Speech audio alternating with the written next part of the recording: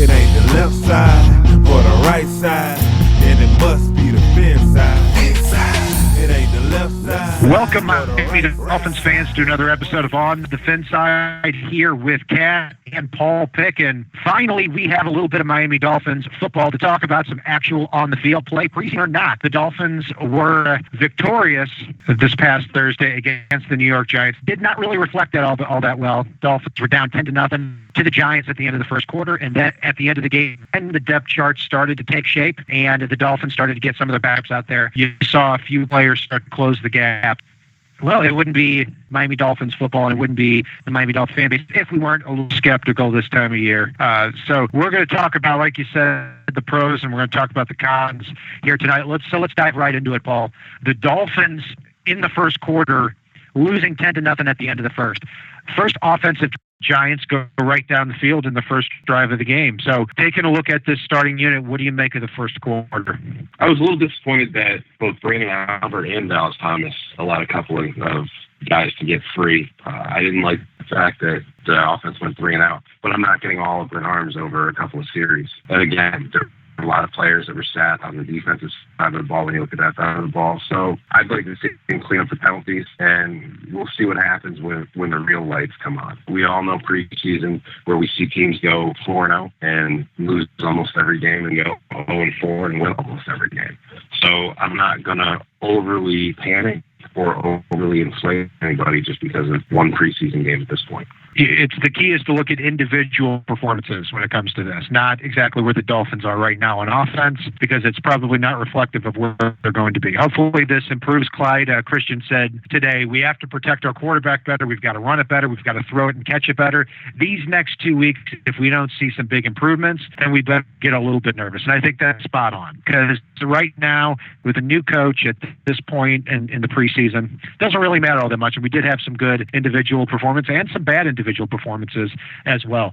So yeah, Paul, that's the big thing that jumped out to me, was very strictly Dallas Thomas at left guard and Brandon Albert at left tackle going up against Olivier Vernon, formerly the Miami Dolphins. Yeah, and one thing I want to point out as well, since we're talking about the offensive line real quick, I wasn't overly impressed with what I've seen out of Juwan James thus far. I'm going to be keeping a closer eye on him as well. Nothing egregiously bad, but if he continues to underwhelm, we could see a scenario where Billy Stern continues to play well. He may kick out to right tackle, or he may see Jermon Bushrod over there, some combination of those two on that side. James, the best thing I can say about him ever since he's been in the league has been that he hasn't let up a lot of sacks. He's let up a lot of pressures. He's not the best run blocker, and in pass protection, he gets shoved back a little bit. Now, he's not a turnstile, but he does get shoved back a little bit. He did have a penalty against Jason Pierre-Paul, and Jason Pierre-Paul had a few pressures against him at that DN spot, but yeah, both offensive tackle positions not very good in that contest. Olivier Vernon and Jason Pierre-Paul in that first quarter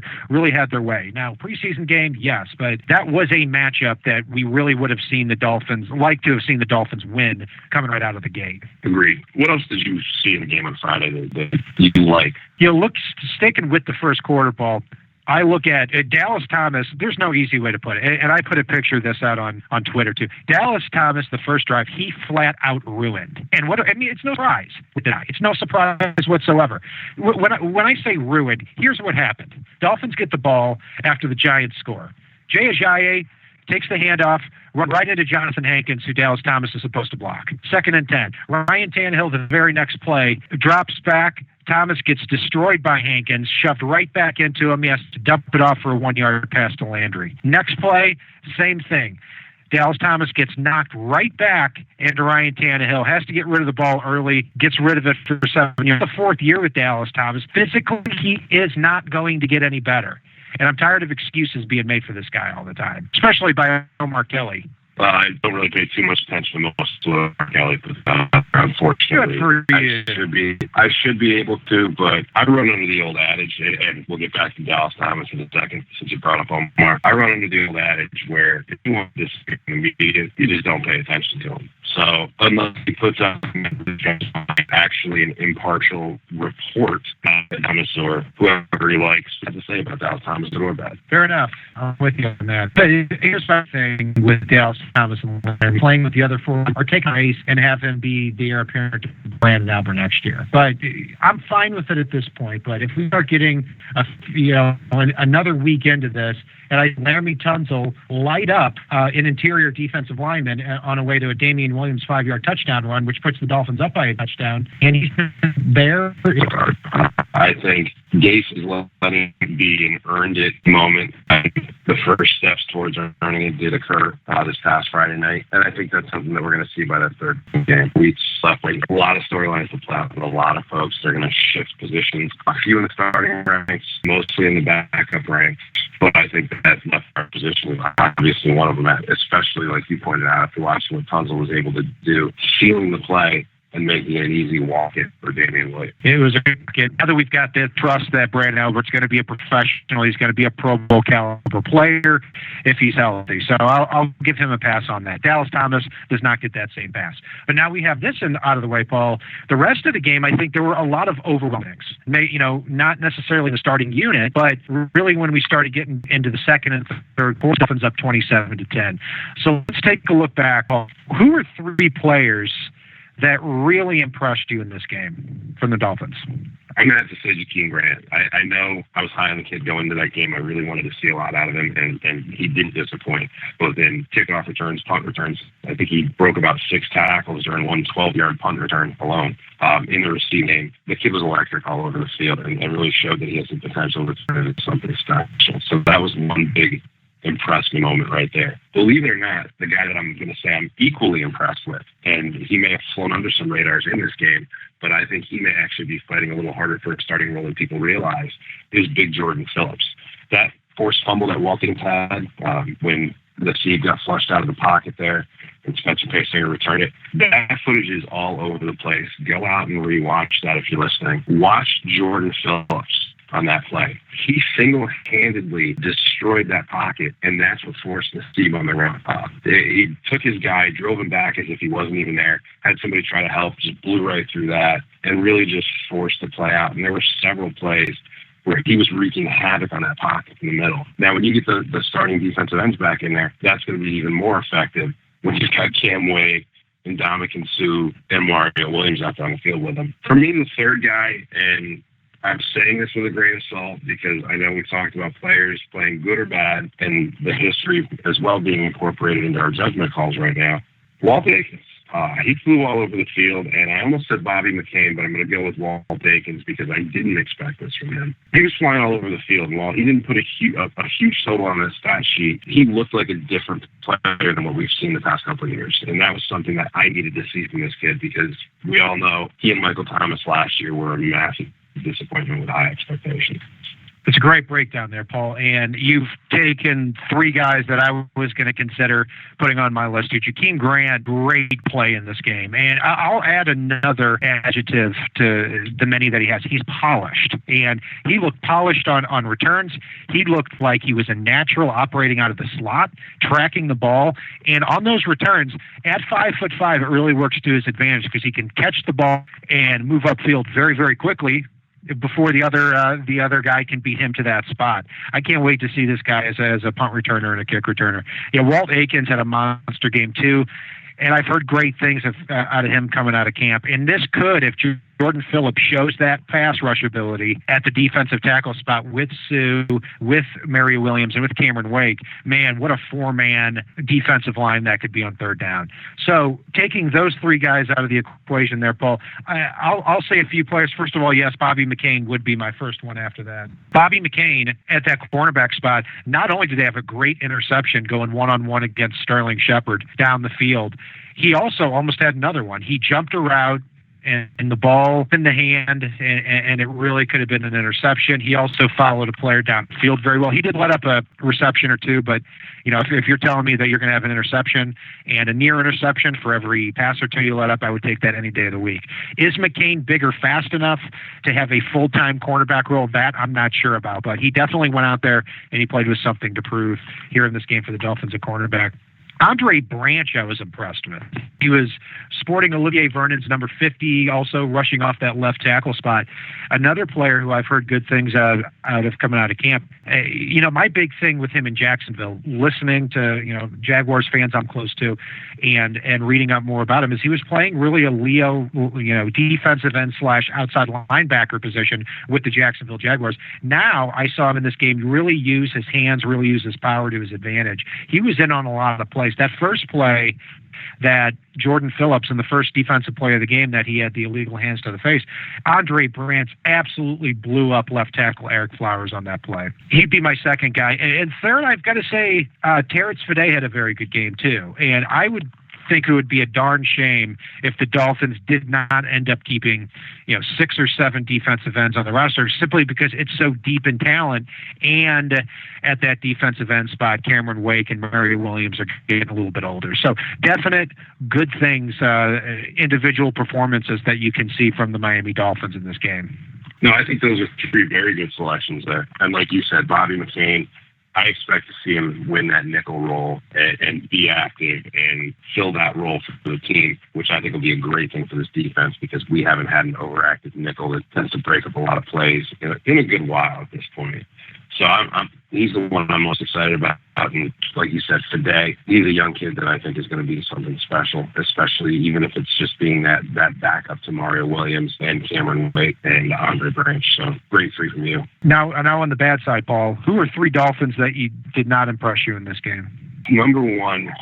I'm going to take a different number 1. These are in no particular order. I was a little disappointed in Leonte Carroo, not because there was anything that he really did wrong, more so because I expected a little bit more special out of him, and maybe that was my over-expectation heading into the game. So it's not necessarily a detriment to the guy, but I was a little underwhelmed when I expected a lot of big things from this guy. I expected him to be taking more of a leadership role, even though he's a rookie. There's a lot that I'd seen and heard about this kid, and he didn't fill those shoes, so I'm hoping to see it this week. But number 2, and you're probably going to expect this one, I also use this one to cheat and mention. I'm going to use it to mention somebody I did like as well.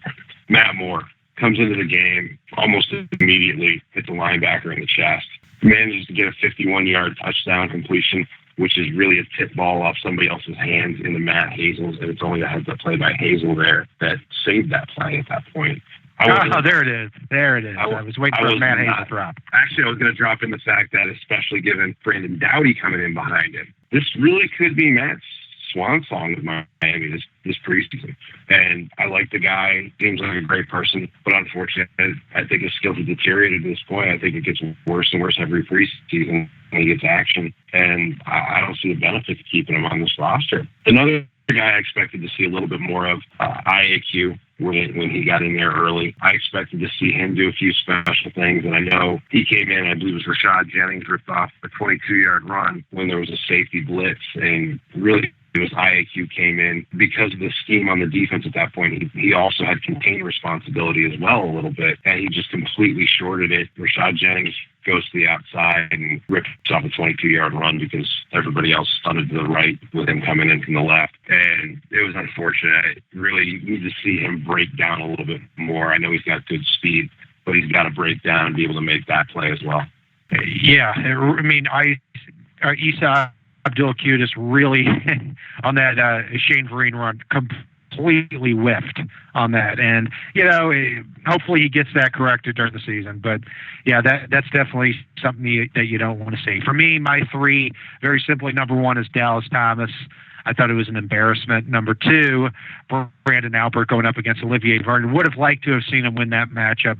And then third is somebody I pointed out last week, and somebody who I actually had predicted making a roster, and that's Ulrich John, the offensive tackle. I thought he played well after his first drive, but got destroyed for a sack and then also had a penalty on top of it. So that's not good for a player. That might be the 10th or 11th best guy on the offensive line. And, what's interesting is Jamil Douglas. Jamil Douglas did not play with the second stringers. He played with the third stringers. Anthony Steen, the former undrafted free agent out of Alabama, stepped in, played reasonably well at that center spot. spot, and Jabril Douglas. Now you have to wonder if this is somebody whose roster spot may be in jeopardy, Paul, when we get to the end of August. Yeah, I think we have to do more than wonder at this point. I liked what I saw out of Jamil last year, but not getting to see him at all, it's very hard to call. And it tells you right there that unless he's got some injury we don't know about, you've got to be pretty in the coach's doghouse to be battling for a starting job and not get to play in that first preseason game, or battling for a roster spot and not get to play in that preseason game, especially given the fact that you began last season as a starter. So seeing him knocking on the field, but seeing pretty much every other offensive lineman that was healthy get out there, pretty big shot. Yeah. Going back to Ulrich John for me at the offensive tackle spot, I had him as my sleeper making the final 53. So we'll take a look at our final 53, looking at the Miami Dolphins after this preseason game. So Ulrich John, Paul, I think I would take off my team right now in favor of Brandon Doughty. If we can expect more of him in this first week, or if we can expect to see more of Brandon Doughty playing this well as we did in this preseason game, and from what we've heard in the first week of practice, I think we can expect him at the very least to make the team as the number 3 quarterback. I'm still in the camp, and I know we'll get to this a little bit later in the week with our 53-man roster review, but I'm still in the camp that he beats out more and we see more go away. But I don't think Brandon Doughty leaves his roster. I think he's shown too much at this point to be able to stash him on the practice squad, even with just one preseason game under his belt. And well, my hope with Matt Moore is that, I wish he hadn't been re-signed in the first place, but now that he is and he's got some guaranteed money to go with that, I still think he makes the roster. But, if Doughty still keeps playing well and Moore throws interceptions like the one we saw to Jonathan Casillas in the second quarter, definitely not something that that bodes well for Matt Moore. So that'll do it for our Miami Dolphins, New York Giants breakdown after this first preseason game. Follow us on the FinSide, on Facebook, on Twitter, and subscribe to our YouTube page as well. All you have to do is go to the search engine and type in On the FinSide, and one of these episodes will certainly pop up. Subscribe to it to make sure that it's coming to you. Yeah. Dolphins Nation, DWA. It ain't the left side or the right side, and it must be the FinSide. It ain't the left side or the right side, and it must be the FinSide. Listen, Dolphins fans across the land all tuning in to see what Brian, Cat, and Paul about to do again. We rep our team, you can't change, stop, or ruin it. All we need is to figure what to do to win. Fins Radio, live and direct. Win or lose, we're showing up for every contest. No puppet talk, it's all raw and unfiltered. Voice of the fans when the season looks peculiar. Rockin' aqua orange over here, and you familiar. Every week they coming through our speakers to fulfill the crave we have to hear about our team and all the latest news. Vets the rookies trying to make the team, paying dues. Current players and alumni interviews. City to city, state to state, follow the moves. Call the hotline, Dolphins talk set to go. Best sports team and show all across the globe. It ain't the left side or the right side, and it must be the FinSide. It ain't the left side or the right side, and it must be the FinSide. It ain't the left side or the right side,